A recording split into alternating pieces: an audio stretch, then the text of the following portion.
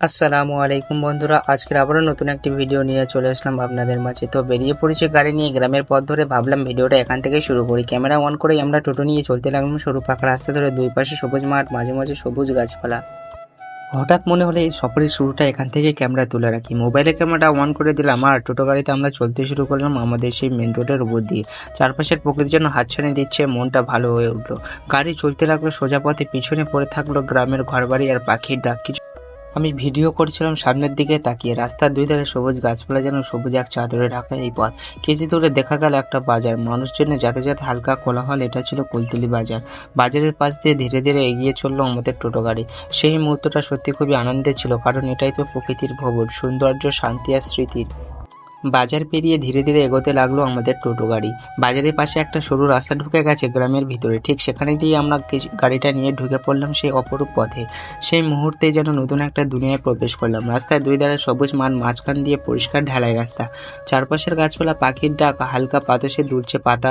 প্রকৃতি যেন আপন করে নিচ্ছে আমাদের সাথে।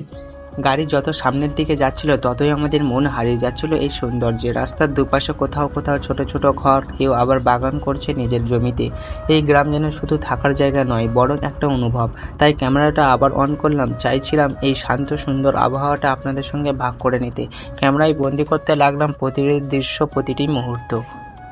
সবুজ প্রকৃতি, পরিচ্ছন্ন রাস্তা আর মাঝে মাঝে মানুষের চলাচল। গ্রামের প্রকৃতির সৌন্দর্য কেমন হয় আর চোখের সামনে তা অনুভব করেছিলাম।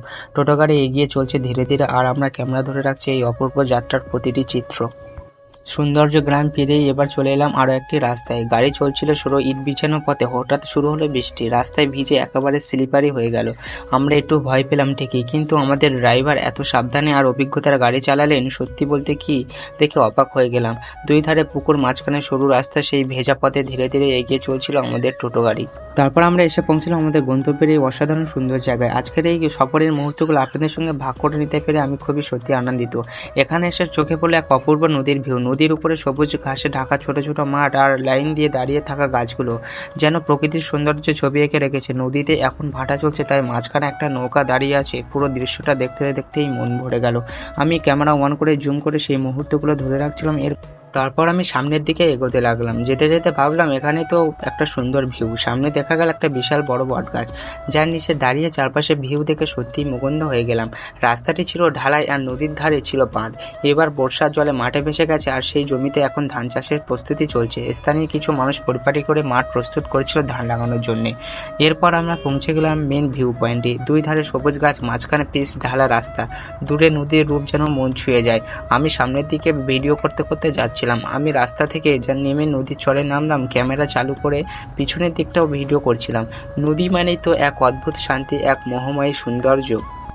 তারপর আমি নদীর চরে হাঁটতে হাঁটতে সামনের দেখি একটি নৌকা দাঁড়িয়ে আছে এবং কয়েকজন জেলে নদীর জাল ফেলে মাছ ধরছে। একজন জেলে খুব সুন্দরভাবে ধীরে ধীরে সামনে এগিয়ে জাল ফেলে যাচ্ছিল। আমি দাঁড়িয়ে দাঁড়িয়ে সেই মুহূর্তগুলো ভিডিও করছিলাম এবং আমি জিজ্ঞাসা করলাম, কাকু মাছ হচ্ছে? উনি হেসে বললেন, হ্যাঁ, কিছু মাছ ধরা পড়েছে। এরপর আরও সামনের দিকে এগিয়ে যেতে যেতে দেখি ফাঁকা তৃণভূমির মধ্যে কয়েকটি ছাগলছানা ঘাস খাচ্ছে। এই খোলা মাঠ, কচি ঘাস, শান্ত পরিবেশ সব মিলে একটা দারুণ অনুভূতি হচ্ছিল। ক্যামেরাটি অন করে আমি নদীর সৌন্দর্যটা চতুর্দিকে ঘুরিয়ে ঘুরিয়ে ভিডিও ক্যামেরাবন্দি করছিলাম। তখনই হঠাৎ শুনতে পেলাম এক ঝর্ণার মতো আওয়াজ। কচি ঘাসের উপর দিয়ে ধীরে ধীরে হাঁটতে হাঁটতে সামনে গেলাম। দেখলাম বাঁধের পাশে গ্রামের জমি থেকে খালের জল নদীতে এসে পড়ছে। সেই জায়গায় দাঁড়িয়ে সত্যিই একটি শান্তি অনুভব করছিলাম। ক্যামেরা জুম করে পুরো ভিডিওটা তুলে রাখলাম। একটা সৌন্দর্য গাছের পাশে দাঁড়িয়ে পুরো দৃশ্যটা দেখে মনটা জুড়িয়ে গেল। এত সুন্দর এই জায়গা যারা নিজের চোখে দেখবে না তারা অনুভব করতে পারবে না। এই ভিডিওর মাধ্যমে আমার অভিজ্ঞতা আপনাদের সঙ্গে শেয়ার করলাম। আমাদের বাড়ি থেকে অনেকটা দূরে এসে এই সৌন্দর্য পেয়ে নিজেকে ধন্য মনে হচ্ছে। যদি ভিডিওটি ভালো লেগে থাকে তাহলে অবশ্যই কমেন্ট করে জানাবেন। এখানেই আজকের ভিডিওটি শেষ করছি।